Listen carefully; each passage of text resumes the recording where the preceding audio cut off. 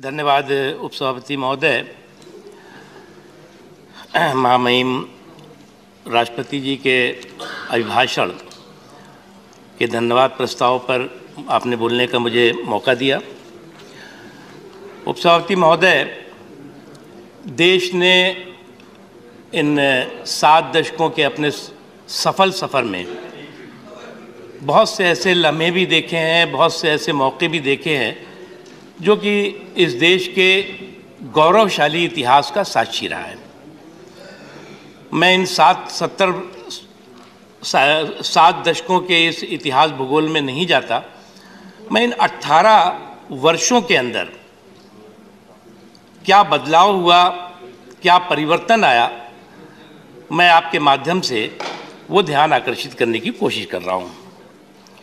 आज उपसभापति महोदय, कहा जाता है कि आज हिंदुस्तान 2 हो गया है। आज इस देश में 2 भारत चल रहा है। हमारी समझ में हमारा हिंदुस्तान, हमारा भारत एक भारत है, श्रेष्ठ भारत है। 2 भारत तो मैंने कभी न सुना है न देखा है। लेकिन हिंदुस्तान को समझने के लिए, हिंदुस्तान की संस्कृति को समझने के लिए, संस्कार को समझने के लिए, संकल्प को समझने के लिए और समावेशी सोच को समझने के लिए हमें इंडिया इज इंदिरा और Indira is India, Congress is country और कंट्री इज कांग्रेस के सुरूर और सोच से बाहर निकलना होगा। जब तक हम इंडिया इज इंदिरा और इंडिया इज इंदिरा और इंदिरा इज इंडिया, जब तक हम कांग्रेस इज कंट्री और कंट्री इज कांग्रेस के सुरूर के हैंगओवर में रहेंगे, तब तक हम अपने हिंदुस्तान के उस गौरवशाली संस्कार को, उस सनातनी संस्कृति को, उस संकल्प को मुझे लगता है कि समझ नहीं पाएंगे। आज हमें इस बात का गर्व है, हम सबको गर्व है, कोई भी किसी पॉलिटिकल पार्टी का है, किसी राजनीतिक विचारधारा का है, लेकिन अपने हिंदुस्तान की इस मट्टी पर हम सब गर्वान्वित हैं। गर्व करते हैं कि हमारा ये जो एक संकटों का, कंटकों का सफ़र रहा है, वो सफल भी रहा है और आज दुनिया में हिंदुस्तान ने अपनी एक धाक भी जमाई है। मैं इन 18 सालों में जो बदलाव हुआ, मैं एक एक करके, मैं 18 सालों में कम से कम 28 ऐसे बदलाव हैं जो मुझे ध्यान में आ रहे हैं, और तो बहुत हैं जो और भी साथियों को ध्यान में होगा। जो 2014 के बाद जो सबसे बड़ा बदलाव इस देश ने महसूस किया, वो इस देश ने महसूस किया, इस लोकतंत्र में, इस दुनिया के सबसे बड़े जनतंत्र में प्रधानमंत्री पद के इंस्टीट्यूशन की गरिमा, क्रेडिबिलिटी और सम्मान बहाल होना। एक आप शेर को बहुत अच्छी तरह समझते हैं, लिहाज आंख का रिश्तों का डर नहीं होता। उपसभापति महोदय सुनेंगे, लिहाज आंख का रिश्तों का डर नहीं होता जब एक शख्स के हाथों में घर नहीं होता। तो आज से 8 साल पहले क्या स्थिति थी? प्रधानमंत्री कार्यालय कहीं और से चलता था, प्रधानमंत्री जी को निर्देश कहीं और से मिलता था, और वही नहीं, कैबिनेट जो डिसीजन करती थी नॉनसेंस और न्यूसेंस कह के उसे फाड़ दिया जाता था। आज जो बदलाव हुआ, इस देश में कोई मजबूर प्रधानमंत्री नहीं है, बल्कि मजबूत प्रधानमंत्री है, और ऐसे प्रधानमंत्री हैं जिनके हाथों में देश की सुरक्षा, देश का सम्मान, देश की समृद्धि पूरी तरह से महफूज भी है और मजबूत भी है। ये बदलाव मैंने आपको पहला बताया। मैं दूसरा बदलाव बताना चाहता हूं सर। मैं दूसरा दो बदलाव आया है सर, कि हम जो है वो 8 साल पहले के जो किस्से कहानियां सुनते थे इस हाउस में, हम सब ने उस माहौल को भी देखा है, उन हालात को भी महसूस किया है कि हर दिन किस तरह की चर्चाएं होती थी, करप्शन से लेकर के ये जी, वो जी, फला जी, डिमाका जी, ये सब कुछ सुनाई पड़ता था। आज हम जब सकारात्मक दृष्टि से बात कर रहे हैं तो हम कह रहे हैं कि जी हिंदुस्तान में दो हिंदुस्तान हो गया है। एक हिंदुस्तान जो है वो सनातनी सोच का है और एक हिंदुस्तान सामंती सोच का है। तो ये सोच और नज़र और नज़रिए में फ़र्क है। सर, तीसरा जो बहुत महत्वपूर्ण परिवर्तन हमने इस महसूस किया, आदरणीय नेता विरोधी दल भी आ गए हैं, उनका भाषण मैंने पूरा सुना था। कट कमीशन करप्शन की विरासत और तुष्टीकरण की सियासत को पर रोक लगी है। कट कमीशन करप्शन की विरासत और तुष्टीकरण की सियासत पर रोक लगी है और राजनीतिक तुष्टीकरण के छल को राष्ट्रीय सशक्तिकरण के बल से ध्वस्त किया गया है। यह हुआ पांचवा परिवर्तन। सर, यह छठा परिवर्तन जो है, जो महत्वपूर्ण है, हम सब दिल्ली में बहुत वर्षों से रह रहे हैं, सुनते रहते थे कि साहब ये दिल्ली में ये नेशनल हाई लाइजनिंग ऑफिस है, ये इंटरनेशनल लाइजनिंग ऑफिस है। जहाँ से किसी भी सरकार का कोई काम आपको कराना हो तो उस इंटरनेशनल लाइजनिंग ऑफिस के से आप करा सकते हैं। आज जो है वो दिल्ली के सत्ता के गलियारे से सत्ता के दलालों की नाकेबंदी और लूट लाबी में तालेबंदी की गई है। ये फर्क है मोदी जी के आने के बाद का। सर, जो सातवां फर्क है वो बहुत महत्वपूर्ण फर्क है। आज इस देश की राजनीति और इस देश के सियासी संस्कृति में बहुत बड़ा परिवर्तन आया है। आज परिवार के सियासी परिक्रमा नहीं बल्कि परिश्रम और पराक्रम की संस्कृति ने जन्म लिया है। आज परिवारों की पॉलिटिकल परिक्रमा के आधार पर देश की सरकारें और देश की सियासत तय नहीं हो रही है, बल्कि परिश्रम और परफॉर्मेंस, परिश्रम और परिणाम के आधार पर इस देश की संस्कृति, सियासी संस्कृति और संस्कार को नरेंद्र मोदी जी ने बदल दिया है।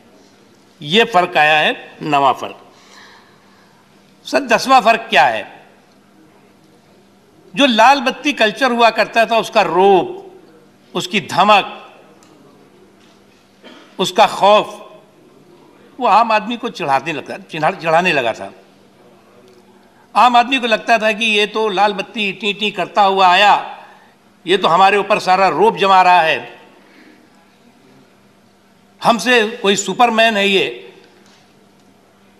उस लाल बत्ती कल्चर को नरेंद्र मोदी जी ने खत्म किया और इस रौब की जो राजनीति थी, जो ध्वंस की राजनीति थी, उस पर विराम लगाया। ये फर्क है, ये 10वां फर्क है। उसके अलावा सर, कभी कहा जाता था कि इस देश के संसाधनों पर किसी एक संप्रदाय विशेष का अधिकार है। मैं इसलिए कहता हूं, वो जानते थे कि अधिकार देने वाले नहीं हैं, लेकिन कहते जरूर थे। इसीलिए कहा हमने कि जो राजनीतिक तुष्टीकरण का छल था उसको हमने समावेशी और सर्वस्पर्शी सशक्तिकरण के बल से ध्वस्त किया है। कि एक देश के संसाधनों पर एक संप्रदाय का अधिकार है। मोदी जी ने क्या परिवर्तन किया? सबका साथ, सबका विकास, सबका विश्वास और सबका प्रयास। यानी देश के संसाधनों पर सबसे पहला अधिकार आखिरी पायदान पे खड़े हुए व्यक्ति का है। उसकी आंखों में खुशी, उसकी जिंदगी में खुशहाली आनी चाहिए। ये परिवर्तन 11वां है सर। सर, एक और परिवर्तन है, जो कोटा, परमिट, कंट्रोल, पता नहीं क्या क्या राज चलते थे। इस पूरे के पूरे देश की जो गरीबों तक जो पैसा पहुंचना चाहिए, गरीबों के विकास के लिए जो पैसा पहुंचना चाहिए, गांव, गरीब, किसान, झुग्गी झोपड़ी के इंसान की तरक्की के लिए जो पैसा पहुंचना चाहिए, कभी आदरणीय स्वर्गीय राजीव गांधी जी ने कहा था कि दिल्ली से पैसा चलते चलते घिस करके और कितना हो जाता है। आज वो घिसने की रफ्तार खत्म हो गई है। डीबीटी के जरिए डायरेक्ट बेनिफिट हो रहा है, चाहे वो किसानों को हो, मजदूरों को हो, महिलाओं को हो, बुजुर्गों को हो या समाज के किसी भी वर्ग को, ये फर्क आया है कि रुपए घिसने की जो गड़बड़ झाला था उसमें रोक लगी है। सर, एक बहुत बड़ा परिवर्तन आपने देखा होगा कि हमारे देश में 12वां मैं बता रहा हूं कि जिसमें कि हमारे देश में कानून हम लोग बनाते रहते थे, बहुत झगड़े भी करते थे कि साहब इस बिल पे डिस्कशन नहीं होना चाहिए, इस बिल पे 2 घंटा होगा, 10 घंटा होगा, 5 घंटा, बिल बन गया। अब बिल का ढेर लग जाता था, कानून बन जाते थे। एक ही चीज पर 10 क्रिमिनल कानून बन गए और उसके बाद उनमें से जो है वो हमने, जब पार्लियामेंट्री अफेयर मिनिस्ट्री का काम मैं देख रहा था सर, तो मैंने निकलवाया कि ये बिल इतनी पार्लियामेंट ने पास किया, इतना समय लिया, हमारे ऑनरेबल मेंबर्स ने उसमें अपने अपने सुझाव दिए हैं, स्टैंडिंग कमेटी ने या सिलेक्ट कमेटी ने उस पर अपनी बात कही होगी, लेकिन हुआ क्या उसका? तो पता लगता है कि साहब बिल तो जो है वो 12 साल पहले, 13 साल पहले बन गया था, रूल ही फ्रेम नहीं हुआ है, पड़ा हुआ है अभी। यानी कि पार्लियामेंट में डिस्कस हो गया, पार्लियामेंट के दोनों हाउसेस ने उसे पास कर दिया, लेकिन वो प्रभावी नहीं हो पाया।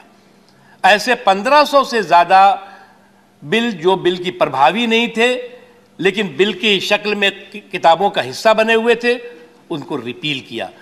मोदी जी ने आकर के कानून जहां जरूरत थी बनाया भी, और जो जिस कानून की जरूरत नहीं थी उसका खत्म भी किया। ये बदलाव आया, 14वां बदलाव। सर एक और बदलाव, जो बहुत बड़ा बदलाव मैं मानता हूं कि जो कि हर देशवासी को गर्वान्वित करने वाला है, ये जो दंगों का हफ्ता और आतंकवादी धमाकों का महीना होता था, उस पर रोक लगी है।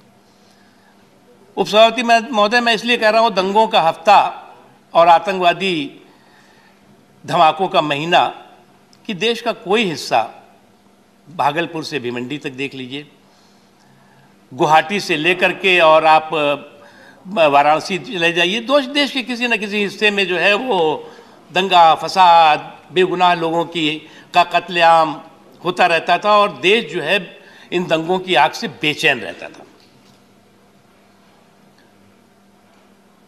और उसके साथ साथ आतंकवाद महीने में कोई ऐसा हिस्सा नहीं था, कभी जो है वो दिल्ली के लाजपत नगर में आतंकवादी धमाका करते थे, तो कभी मुंबई में धमाका होता था, तो कभी गुवाहाटी में धमाका हो जाता था, हैदराबाद में धमाका होता। कोई ऐसा हिस्सा नहीं था जहां महीने 2 महीने में आतंकवादी बेखौफ होकर के आतंकवादी अपनी हरकतें ना करते हों। नरेंद्र मोदी जी ने आने के बाद जो एक बड़ा बदलाव आया, जो उन्होंने संकल्प लिया कि सुरक्षा पर जो आ जाए तो टकराना जरूरी है, सुरक्षा पर जो आ जाए तो टकराना जरूरी है, जो जिंदा हो तो जिंदा भी नजर आना जरूरी है। और यह दिखा दिया पूरी दुनिया को कि हिंदुस्तान अपने देश के लोगों की, अपने देश की सीमाओं की सुरक्षा के संकल्प से लबरेज है, भरा हुआ है। और इसीलिए हमारे पड़ोस के ने एक हिमाकत करने की कोशिश की थी। इस बीच में हमारे सुरक्षा बलों ने घुस करके सर्जिकल स्ट्राइक की, घुस करके चूहे की बिल से निकाल करके आतंकवादियों को तबाह किया। अफसोस कि उस समय भी हुआ था, जिस देश ने उसे प्रायोजित किया था वो हमसे सबूत मांग रहा था। हमारे कुछ यहाँ के साथी जो है सवाल पूछ रहे थे, उस समय भी सबूत और सवाल की जुगलबंदी शुरू हो गई थी राष्ट्रीय सुरक्षा जैसे मुद्दे पर। यह बदलाव हुआ सर। तीसरा 18वां बदलाव सर, हमारे देश में जो है वो हमारे देश के तमाम महापुरुष, महानायक, जिन्होंने कि हमारे देश के हिंदुस्तान के निर्माण में, हिंदुस्तान की आज़ादी के लिए, आज हम अगर सुकून के साथ इस खुली हवा में सांस ले रहे हैं तो उन तमाम महापुरुषों का ये देश ऋणी है जिन्होंने की कुर्बानियां दी। परिवार के परिवार उनके जो है वो तो उन्होंने कुर्बान कर दिए अपने। हम लोग जब गाना गाते हैं कि ज़रा आँख में भर लो पानी, ज़रा याद करो कुर्बानी। लेकिन दिक्कत आई कि हमारी इस देश की कुर्बानी को भी परिवार के पालने में समेट के रख दिया गया। देश के जो महानायकों ने कुर्बानी दी थी वो सीमित कर दी गई। मोदी जी ने आने के बाद जो फर्क हुआ कि हमारे जो लाखों महानायक थे, नायक थे, जो इतिहास के पन्नों में कहीं पे इग्नोर कर दिए गए थे, उनको सम्मान दिया और आने वाली पीढ़ी को बताया कि जो पहले थे वो हैं, लेकिन ये भी हैं जिन्होंने कि देश के लिए खून बहाया है, देश के लिए कुर्बानी दी है। आज तुम इस देश में गर्वान्वित होकर के अपने आप को हिंदुस्तानी कह रहे हो तो इनके ऋणी हो। नेताजी सुभाष चंद्र बोस, इंडिया गेट पर आप देख लीजिए। सरदार वल्लभ भाई पटेल, दुनिया की सबसे बड़ी आदमकद प्रतिमा गुजरात में है। महू, जो बाबा साहब भीमराव अंबेडकर का राष्ट्रीय स्मारक, एक लंबी श्रृंखला है। तो हमने जो है उस देश के नायकों और महानायकों को परिवार के घेरे से बाहर निकाल करके और हिंदुस्तान के घेरे में रखा, बताया और आने वाली पीढ़ी को बताया कि वो तो थे ही, ये भी हैं जिन्होंने देश के लिए कुर्बानी दी है। ये परिवर्तन सर आया है। सर, एक और महत्वपूर्ण परिवर्तन है जो अभी कल मैं सुन रहा था कि जो कॉन्स्टिट्यूशनल इंस्टीट्यूशंस हैं, जुडिशरी है, इलेक्शन कमीशन है, फला फला फला, वो बिल्कुल नाकारा हो गए हैं, बंधक हो गए हैं, एक तरह से उसका कहना था। सर, मैं आपका बड़ा अनुभव है, आदरणीय नेता विरोधी दल का बहुत अनुभव है इस देश के पार्लियामेंट की हिस्ट्री का, इतिहास का। एक वक्त वो था जब सुप्रीम कोर्ट के फैसले होते थे और उस सुप्रीम कोर्ट को के फैसलों को निष्प्रभावी करने के लिए संख्या बल का इस्तेमाल होता था। कई ऐसे फैसले हैं। मैं लेटेस्ट फैसले आपको मैं 3 तलाक का बताता हूं। सुप्रीम कोर्ट ने कहा कि ये 3 तलाक एक क्रिमिनल कुरीति है, कुप्रथा है, इस पर कानून बनना चाहिए, उसको खत्म होना चाहिए। उस वक्त जो है वो कुछ लोगों के दबाव में सुप्रीम कोर्ट के फैसले को निष्प्रभावी करने के लिए इसी पार्लियामेंट में उस समय की सरकार यानी कांग्रेस पार्टी की सरकार ने कानून बनाया और कहा नहीं, हम सुप्रीम कोर्ट की बात को नहीं मानेंगे, जो कि संविधान में समानता के अवसर देने वाली बात थी, महिलाओं की सुरक्षा और सम्मान से जुड़ी हुई बात थी। नहीं माना। मोदी जी ने क्या किया? जो परिवर्तन आया सर, सुप्रीम कोर्ट ने 3 तलाक को कानूनी तौर से क्राइम माना, कुरीति माना, कुप्रथा माना और सुप्रीम कोर्ट के फैसले को प्रभावी बनाने के लिए हम इस पार्लियामेंट में कानून लाए। पार्लियामेंट का सम्मान कौन करता है? ऐसी तो बहुत सी घटनाएं हैं। आपको इलाहाबाद हाई कोर्ट का जो फैसला था उस समय की प्रधानमंत्री जी के खिलाफ, उसके बाद क्या हुआ था किसी को बताने की जरूरत नहीं। मेरे पास लिस्ट है, कम से कम 312 ऐसे 312 ऐसे सुप्रीम कोर्ट और हाई कोर्ट के फैसले हुए जिसको कि निष्प्रभावी बनाने के लिए संख्या बल का इस्तेमाल हुआ। हम तो प्रभावी बनाने के लिए सर करते रहे। सर, इसके साथ एक और बहुत महत्वपूर्ण जो बदलाव देश ने देखा सर, वो बदलाव कश्मीर जो हमारे देश का ताज है, जम्मू एंड कश्मीर, हम लोग सोचते थे कभी मतलब सोचते भी, बात भी करते थे यार 370 तो खत्म हो ही नहीं सकता। जितनी भी सेंटर के बिल हम पास करते थे, कानून बनाते थे, उसमें लिखा जाता है एक्सेप्ट जम्मू एंड कश्मीर। ये कानून जो है, बिजली जाएगी देश भर में, जम्मू कश्मीर में नहीं जाएगी अगर पार्लियामेंट बनाएगा।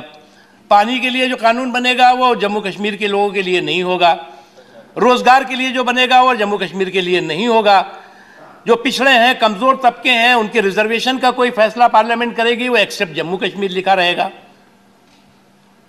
शिक्षा से जुड़े हुआ कोई फैसला होगा, उस पर एक्सेप्ट जम्मू कश्मीर लिखा रहेगा। जम्मू कश्मीर को देश की प्रगति की धारा से काटने वाले 370 को खत्म किया। यह परिवर्तन आया मोदी जी के शासनकाल में। और आज पार्लियामेंट को यह लिखने की जरूरत किसी बिल पर या किसी कानून पर नहीं पड़ती कि ये जो शिक्षा का कानून है, ये जो रोजगार का कानून है, ये जो बिजली पानी सड़क का कानून है, ये एक्सेप्ट जम्मू एंड कश्मीर। ये परिवर्तन सर बहुत बड़ा आया है।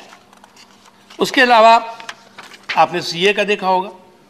सीए पर लेकर के काफी भ्रम भय का माहौल पैदा किया गया, जबकि यह हिंदुस्तान का उस समय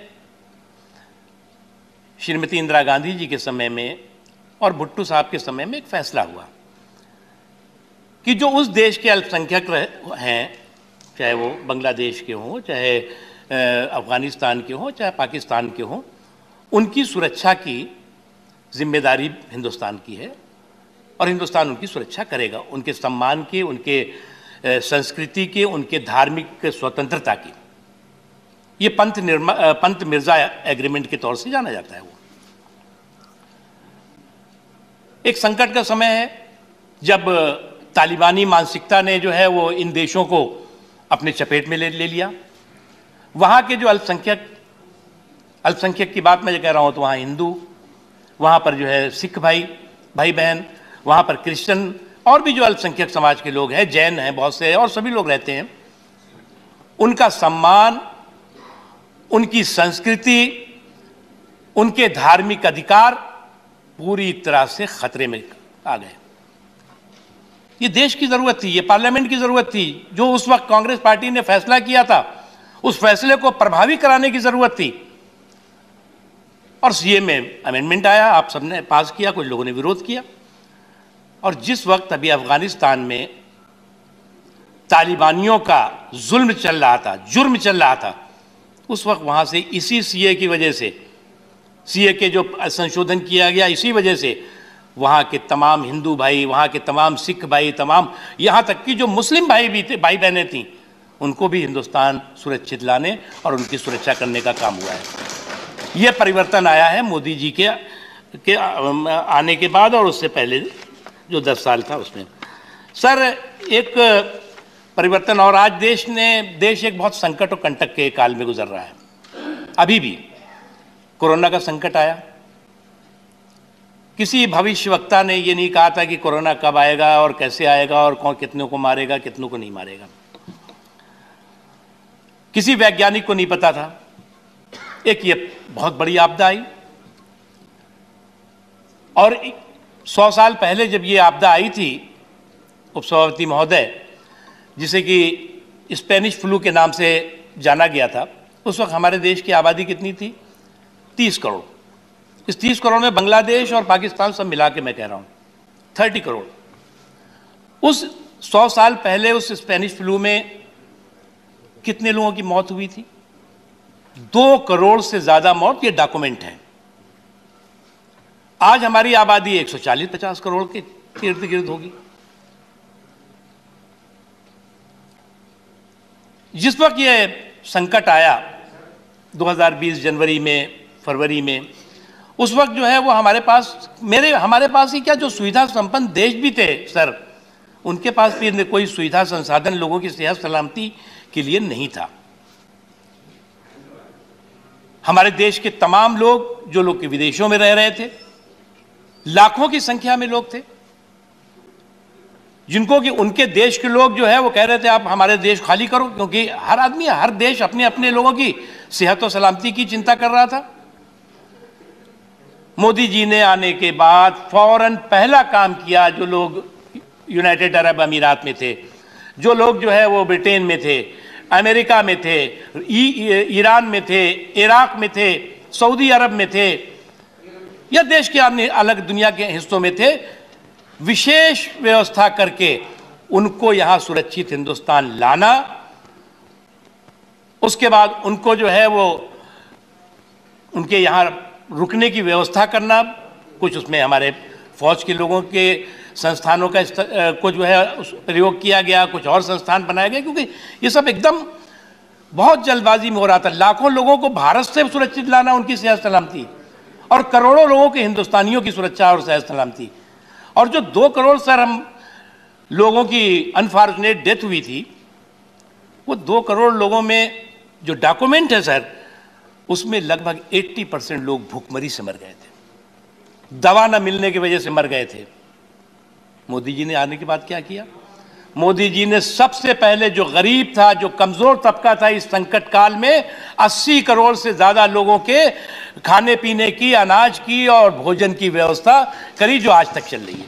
अभी समाप्त कीजिए आपका समय। ये एक बहुत बड़ा सर परिवर्तन है और बहुत बड़ा बदलाव है, जो कि आज जो है वो मैं 18 साल की बात कर रहा हूँ, यानी आज से 8 साल 10 पहले क्या था और आज क्या है सर। उसके अलावा जो एक और महत्वपूर्ण बदलाव है, जब आज देश की, मैं बहुत जल्दी खत्म कर रहा हूँ, आज देश की सर, आपके बहुत सारे स्पीकर हैं। हाँ सर, और आपका जो टाइम था वो खत्म हो गया। तो सर ऐसा है, मैं एक बार, जब ये सरकार बनी 2014 में, जनता ने जनादेश दिया, तो उस वक्त पूरे देश में शोर मचा। किसी ने असहिष्णुता का शोर मचाया, किसी ने कहा कि इस देश से तो अब तमाम देशों की कुट्टी हो जाएगी, खासतौर से इस्लामिक देश तो अब इधर झांकेंगे भी नहीं। ये सारे के सारे चुनौतियां, और यही नहीं, इस देश के संस्कार, इस देश की संस्कृति, इस देश के संविधान और इस देश के राष्ट्रवाद की जो सियासी लिंचिंग हुई है, उसकी पराकाष्ठा हुई। और एक के बाद एक इस तरह की घटनाओं से पूरे दुनिया में भारत को बदनाम करने की साजिश और षड्यंत्र होती। जो मोदी बैशिंग की सनक थी, वो भारत बैशिंग का साजिश का रूप लेने लगी। लेकिन उसके बावजूद भी इस देश की ताकत, हिंदुस्तान की शक्ति और हिंदुस्तान का और हिंदुस्तानियों के सम्मान पर नरेंद्र मोदी जी की मजबूत राष्ट्रवादी इच्छा शक्ति ने उस पर असर नहीं पड़ने दिया, आंच नहीं आने दिया। सर, ये 28वां बदलाव है इन 8 सालों के अंदर का, जो पिछले 10 सालों का और 8 साल के बीच में है। तो सर, हम अपनी एक ही बात कह के ख़त्म करेंगे कि इस संकट के समय में, इस कंटक के समय में, जब कोरोना का भी कहर था, तूफानों का भी झोंका देखा, टिड्डियों का भी हमला देखा, फिसड्डियों का भी हमला देखा, उसके बावजूद भी नरेंद्र मोदी जी ने जो इस देश के लोगों के लिए कमिटमेंट किया था, इस देश के लोगों के सम्मान, इस देश के लोगों की सुरक्षा, इस देश के लोगों की समृद्धि का जो संकल्प लिया था, उसे कमजोर नहीं पड़ने दिया। जब हौसला बना लिया ऊंची उड़ान का, तब देखना फिजूल है कद आसमान का। इस संकल्प के साथ इस सरकार ने काम किया, और आपको इन 8 सालों में 28 बदलाव जो मुझे याद आ रहे हैं, वो मैंने आपको बता दिए। उसके अलावा तो बहुत लंबी लिस्ट है। बहुत बहुत धन्यवाद आपको समय देने के लिए। Thank you.